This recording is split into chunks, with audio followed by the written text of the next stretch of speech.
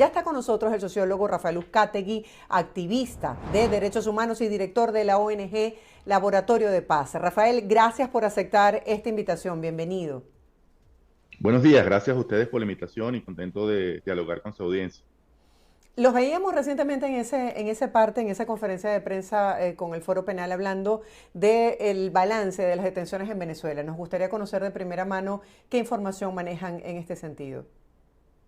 Sí, bueno, lo primero que hay que decirle a la ciudadanía es que estamos siendo testigos de la mayor cantidad de violaciones a los derechos humanos que hemos registrado en los últimos años. Ayer teníamos una cifra consolidada de 429 personas detenidas y bueno, la cantidad de situaciones, de denuncias son tantas que las organizaciones estamos absolutamente desbordadas y hemos intentado pues consolidar en las últimas horas una cifra actualizada, ¿no?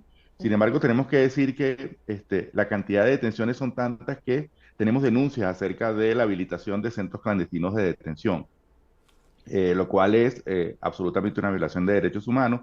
Y otra situación grave es que en el día de ayer 119 personas se encontraban en desaparición forzada, es decir, se desconocía cuál era el sitio en el cual esta persona se encontraba recluida y esta desaparición forzada lo que genera son las condiciones propicias para que sean objeto de tratos inhumanos, crueles o degradantes o de tortura. Así que estamos intentando alertar a los organismos internacionales para que disuadan a las autoridades, porque lamentablemente la omisión de la Defensoría del Pueblo sigue siendo una constante.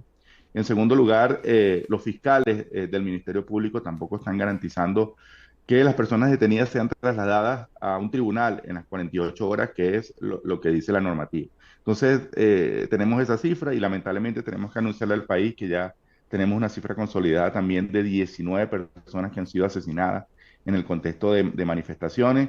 Solamente 6 personas perdieron la vida el día de ayer. Así que, bueno, estamos debido a esta situación de desconocimiento de la voluntad popular y la gente va a continuar en la calle exigiendo que se haga un conteo transparente, exigiendo la aparición de las actas, exigiendo por supuesto, el respeto a la dignidad de los derechos humanos y lamentablemente el gobierno lo que ha decidido es aumentar esa curva represiva que ha sido característica en los últimos años.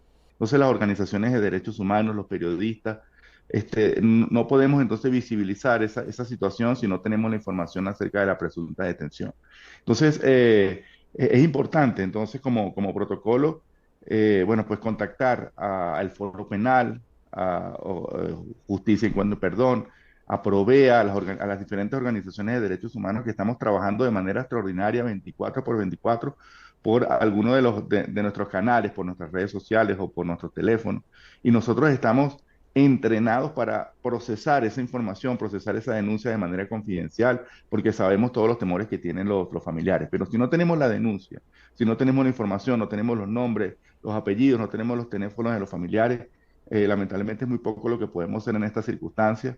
Y lo primero que le vamos a sugerir entonces a las personas que tienen en este momento algún familiar que no ha aparecido, que está privado de libertad, que se contacten con alguna ONG, ¿no? Entonces, ese es en primer lugar. En segundo lugar, bueno, formalizar la denuncia ante la Defensoría del Pueblo y la Fiscalía, que a pesar de todas las dudas, necesitamos completar pues ese paso para poder demostrar a los organismos internacionales que estas instituciones locales que deberían abocarse a la defensa de los derechos de la ciudadanía, pues no están actuando, ¿no?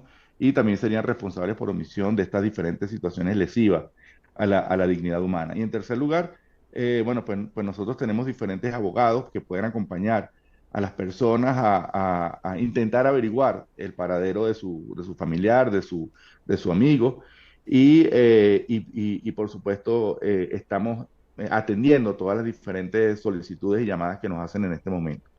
Bueno, pues nosotros estamos visitando todos los centros de detención, por lo menos los institucionales, para preguntar con la lista en la mano todas las denuncias que hemos recibido, con los nombres y apellidos, a ver si las personas se encuentran ahí privadas de libertad. Y efectivamente, en toda la totalidad de los casos, y esto se mantiene como una constante de violación a los derechos humanos, se está ignorando el debido proceso.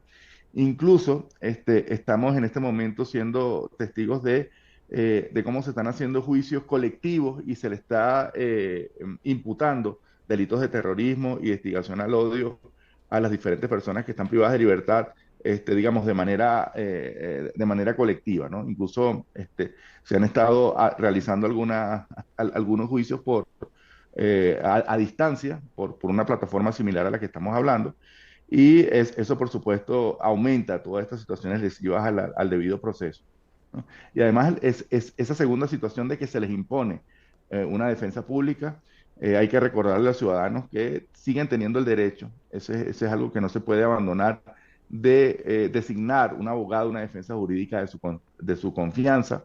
Y esto es una situación que, digamos, que se mantiene, este patrón que ha sido diagnosticado en los últimos años de que se les impone una defensa pública, que por supuesto no garantiza la defensa de los derechos humanos de las personas, del debido proceso, sino que es un paso para el cual el gobierno realiza para intentar facilitar toda esta situación de criminalización del proceso de manifestación pacífica. Entonces, bueno, es muy importante seguir con la información para poder nosotros intentar, frente a las autoridades, presionar para que las personas sean liberadas, para que puedan tener un abogado de su confianza, para poder garantizar su integridad en este momento de tanta incertidumbre y que no sean objetos de tratos inhumanos, crueles y degradantes.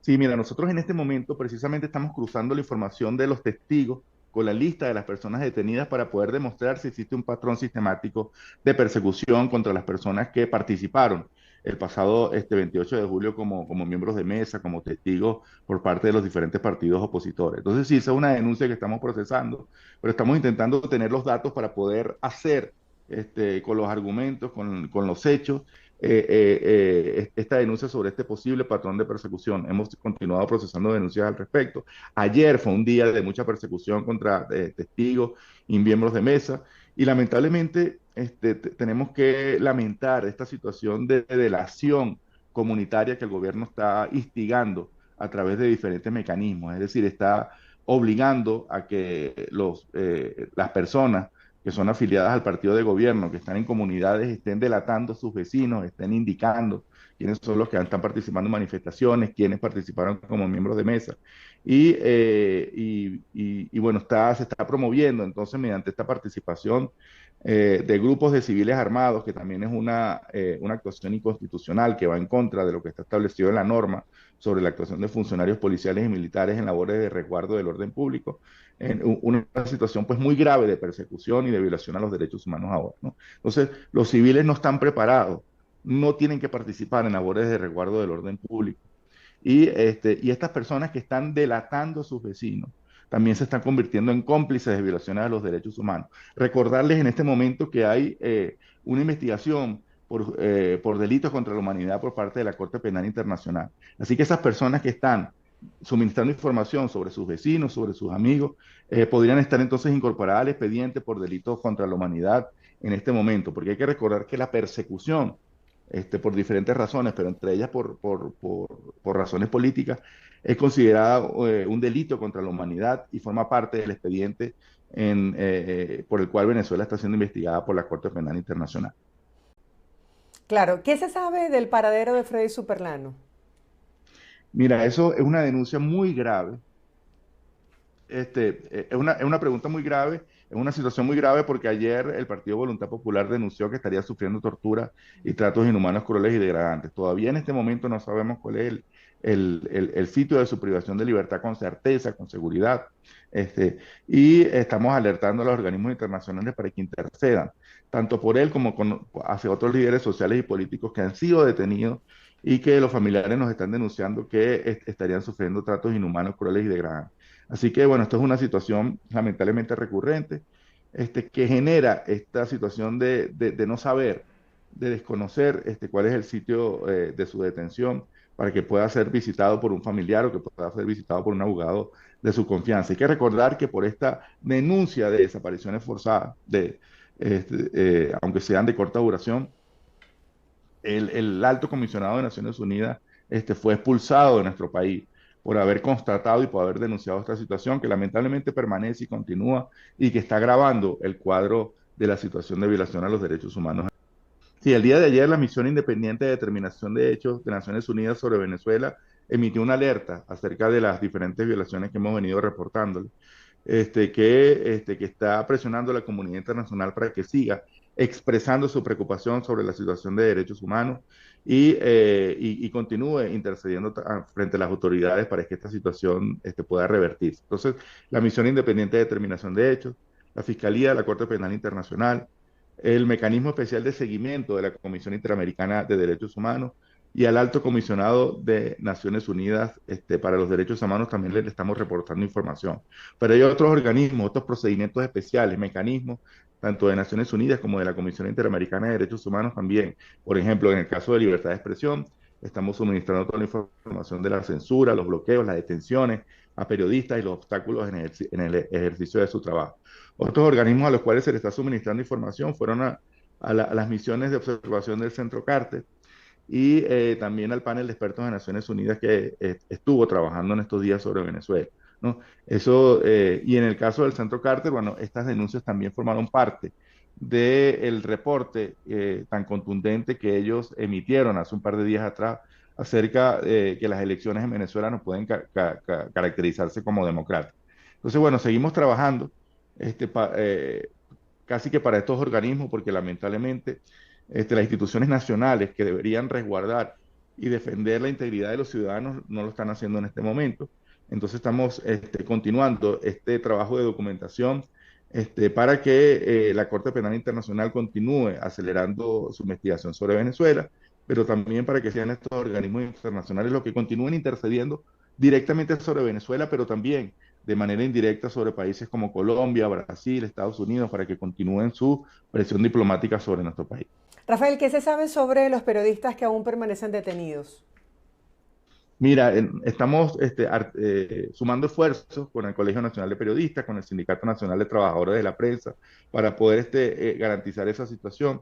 Y además decir que en este momento hay muchas preocupaciones por la integridad y por la libertad del resto de los medios, de los periodistas, que están intentando comunicar, informar en este momento de graves violaciones a la ciudadanía, porque se le está impidiendo, sigamos, de su trabajo, su cobertura. En algunos casos han sido víctimas de hostigamiento. Se les ha obligado pues a borrar en algunas situaciones la información que habían registrado en sus cámaras. Entonces hay una situación de mayores restricciones al ejercicio de las libertades cívicas, incluyendo la libertad de expresión e información. Nosotros creemos que nos encontramos en el modelo Nicaragua, donde el gobierno pues ha decidido huir hacia adelante, aumentar su faceta represiva, que ya era grave, y cerrar mucho más todos los derechos que son integrantes del espacio cívico y obligar al liderazgo social y político a que, bueno, tenga que trabajar en situaciones de mucha más restricción.